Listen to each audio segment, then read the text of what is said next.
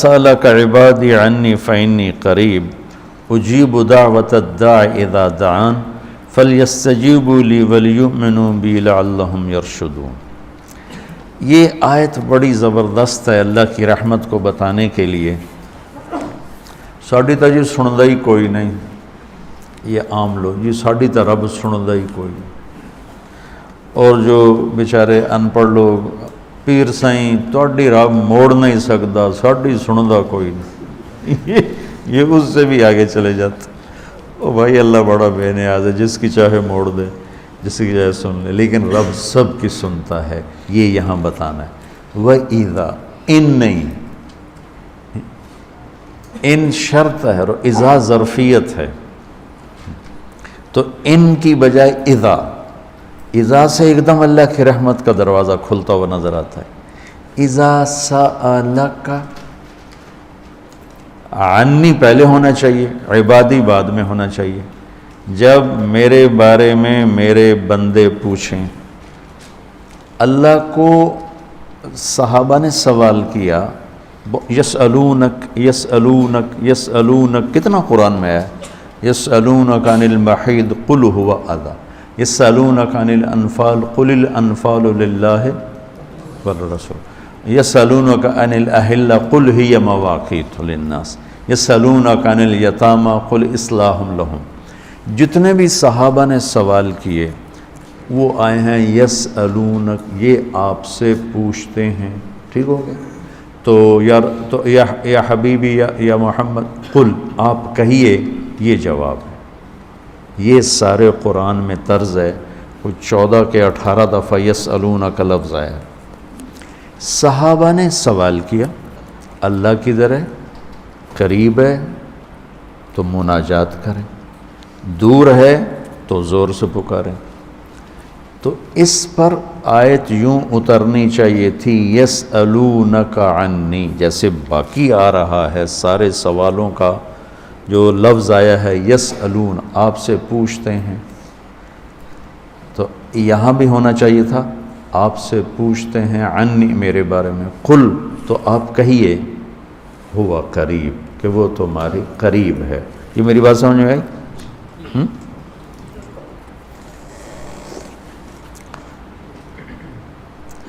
یہاں اللہ تعالیٰ نے وَإِذَا سَأَلَكَ، یسألون کا مطلب ہے کہ ابھی یہ جواب ہے، بعد میں بدل سکتا ہے۔ یسألونک عن کذا قل ہوا، تو یسألونک اور قل ہوا میں حتمی نہیں ہے، ابھی یہ بات ہے، کل کو بدل بھی سکتی ہے۔ اذا کا مطلب ہے کہ یہ ابدی جواب ہے، یہ جواب قابل تبدیل نہیں ہے، یہ آگے جو جواب آئے گا وہ ہمیشہ کے لیے ہے۔ اب سنو، وَإِذَا سَأَلَكَ عبادی عنی، اپنے آپ کو بعد میں ذکر کیا اور اپنے بندوں کو پہلے ذکر کیا۔ اذا سألک الناس المؤمنون، یہ آ سکتا ہے نا، العباد، اذا سألک العباد، کیا کہا عبادی، اللہ کو یہ سوال اتنا پسند آیا، اللہ کہ تم تو ہو ہی میرے بندے، میرے بارے میں اپنے آپ کو بعد میں ذکر کیا اور عبادی کو پہلے ذکر کیا۔ اب میں ایک مثال دیتا ہوں، آگے جو فإنی قریب، میں پوچھتا ہوں مولوی شاہد صاحب سے کہ مولوی عدنان کدھر ہیں، تو مولوی شاہد صاحب کے ذمے ہے جواب دینا کہ جی یہ بیٹھے ہیں، ٹھیک ہے نا۔ میں پوچھتا ہوں مولوی شاہد مولوی عدنان کدھر ہیں، تو مولوی شاہد کے جواب دینے سے پہلے مولوی عدنان کہ جی میں ہوں، کوئی فرق ہوگا؟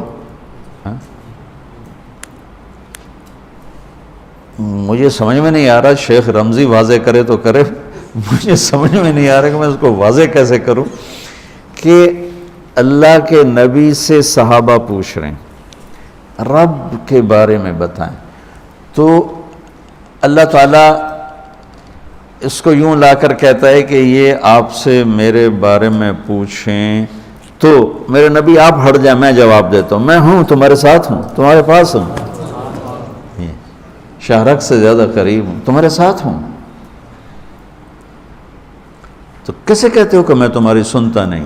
اجیب دعوتاً، دعوت الدع، دعا دعا بار بار پکارنا، اور دعوتاً ایک دفعہ پکارنا۔ اللہ اس آیت میں کہہ رہا ہے کہ جو زندگی میں جس نے مجھے کبھی ایک دفعہ بھی پکارا ہو، میں اس کی دعا پر بھی لبیک کہتا ہوں۔ یہ نہیں کہ میں نہیں میں سنتا ہوں، تم سنانے والے بنو۔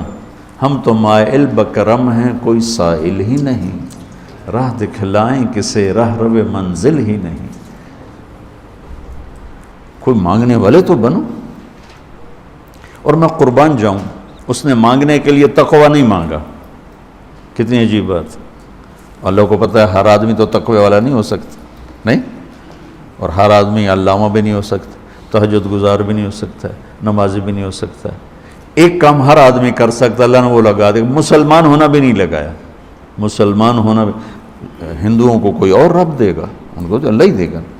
تو میں قربان جاؤں، کہتا امن یجیب المضطر اذا دعاہ، بس مجھے آنسو بہا کے دکھا دے، پھر تو ہندو ہے، سکھ ہے، مسلم ہے، عیسائی ہے، آ جاؤں گا، میں آ جاؤں گا۔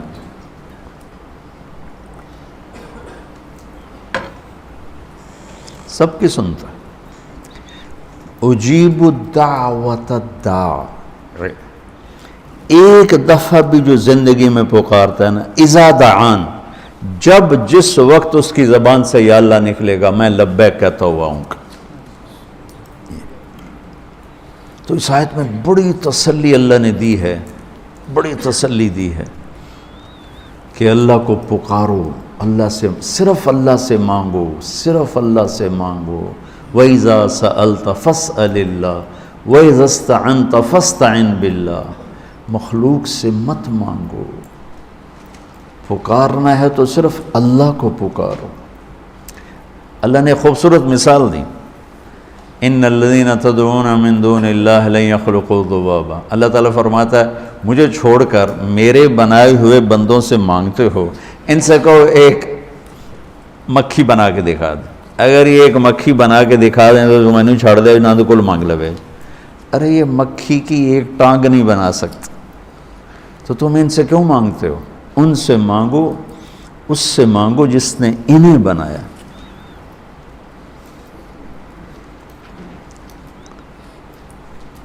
تو اس آیت میں اللہ نے بڑی تسلی دی ہے کہ تم مانگنے والے رو دھو کے میرے سامنے رونا سیکھ لو، کر دوں گا، مضطر بن کے دکھا دو۔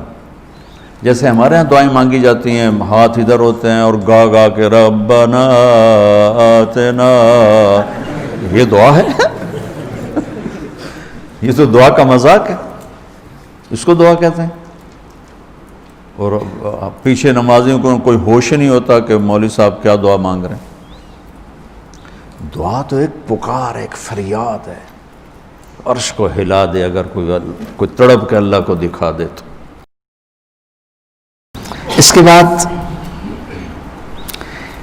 ایک بڑی خوبصورت بات آئی ہے، وہ بتانا چاہتا ہوں۔ احل لکم لیلۃ الصیام الرفث الی نسائکم ہن لباس لکم وانتم لباس لہن، بس یہ بتانا اتنی بڑی خیر کا ہے، اتنی بڑی سبحان اللہ۔